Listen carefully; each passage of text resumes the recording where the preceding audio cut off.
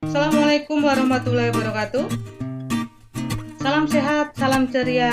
Tetap semangat belajar produk kreatif dan kewirausahaan, khusus kelas 12 untuk semua program keahlian. Pada kali ini akan dibahas tentang pemasaran produk. Kita membahas ada di KD 3.18 menyeleksi strategi pemasaran dan KD 4.18 melakukan pemasaran.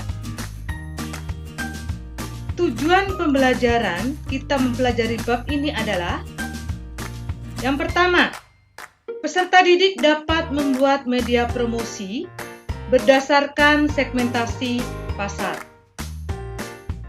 Kedua, peserta didik dapat melakukan pemasaran produk. Itu adalah tujuan pembelajaran kita belajar tentang pemasaran produk.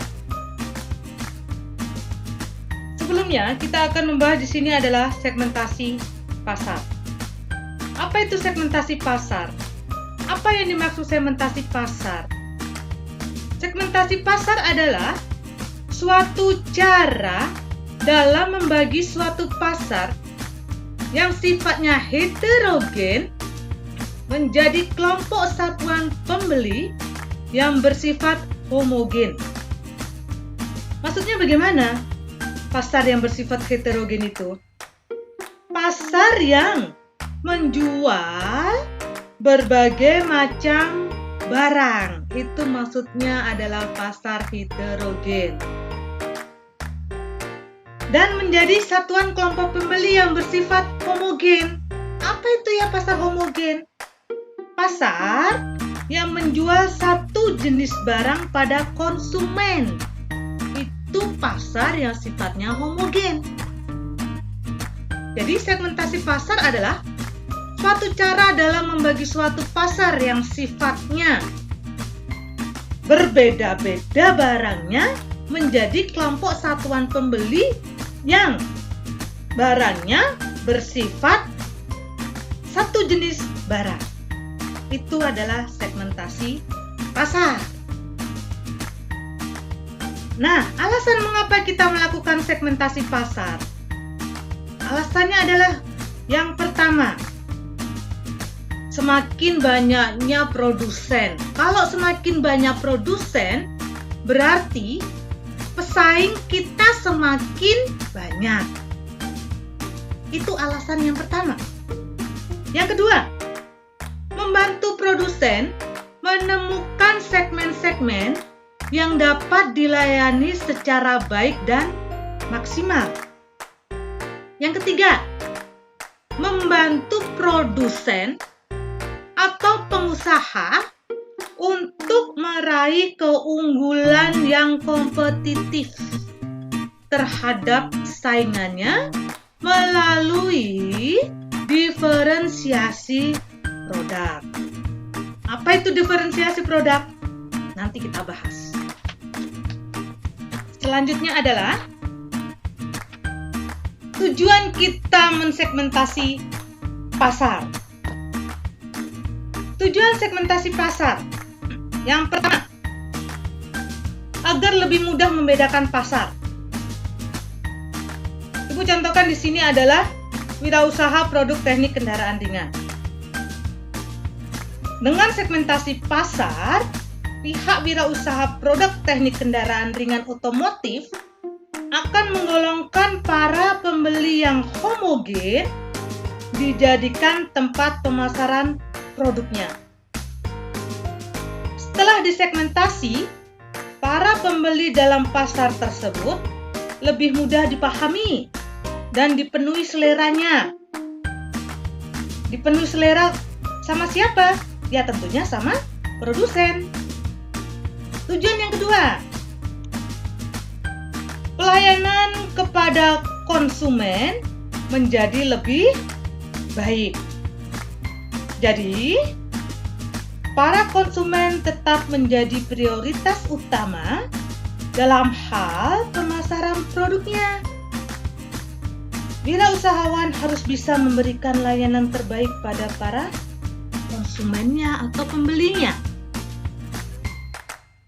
Tujuan segmentasi pasar yang ketiga adalah strategi pemasaran yang lebih terarah. Akan sulit untuk melayani pasar yang luas dengan konsumen yang sangat heterogen. Dengan adanya segmentasi pasar, maka wirausahawan akan berfokus untuk melayani konsumen yang homogen. Nah, itu tujuan kita mensegmentasi pasar. Syarat segmentasi pasar. Wah, kenapa segmentasi pasar perlu ada syaratnya ya? Iya. Jadi, ada beberapa syarat yang harus dipenuhi dalam segmentasi pasar. Ibu masih mencontohkan di sini adalah produk teknik kendaraan ringan otomotif. Syaratnya apa saja? Yang pertama adalah harus dapat diukur. Artinya, harus terukur secara tepat, baik dalam besarannya maupun luasnya. Serta daya beli dari segmen tersebut. Sebagai contoh, segmentasi pasar yang dapat diukur dengan berpatokan bahwa seorang konsumen membeli produk teknik kendaraan ringan otomotif karena apa? Karena terdorong atau konsumen itu tertarik oleh kebutuhan untuk komponen mesinnya. Mungkin bisa desainnya atau modelnya, atau mungkin juga dengan harga yang bersaing. Nah, itu syarat yang pertama. Syarat yang kedua adalah harus dapat dilaksanakan. Segmentasi pasar harus dapat dilaksanakan dengan baik. Maka, semua program pemasaran yang disusun dapat dilaksanakan secara maksimal dan dapat melayani segmen pasar secara lebih efektif dan efisien. Itu harus dapat dilaksanakan. Yang ketiga,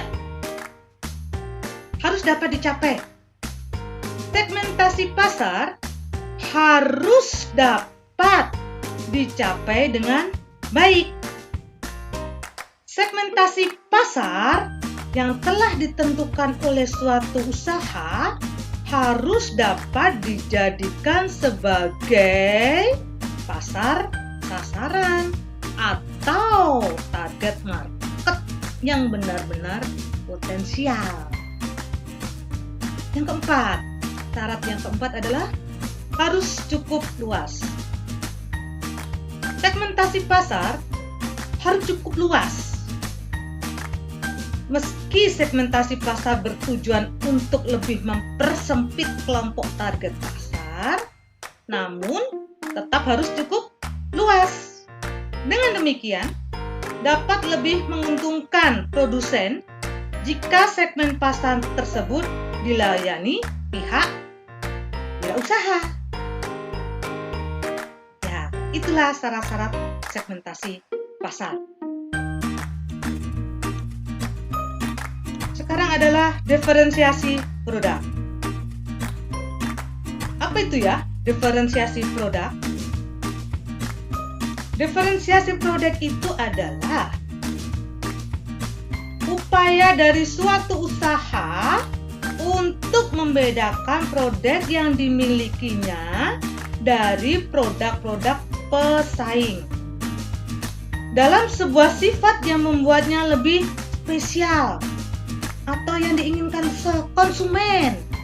Itu diferensiasi produk.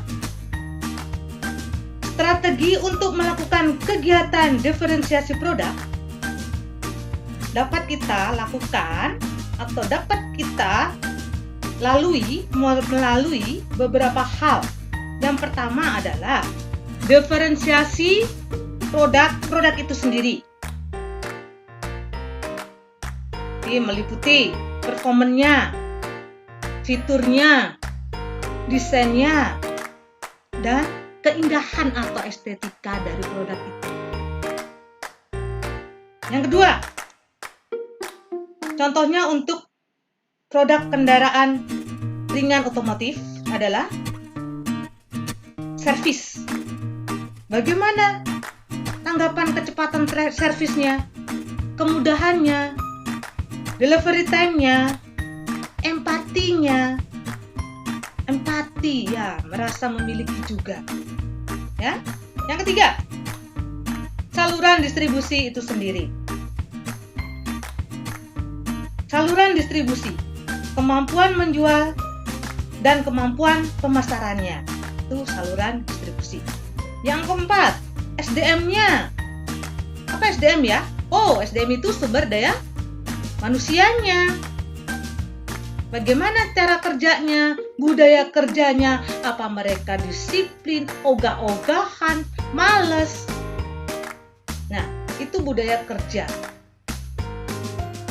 Skill, keterampilan.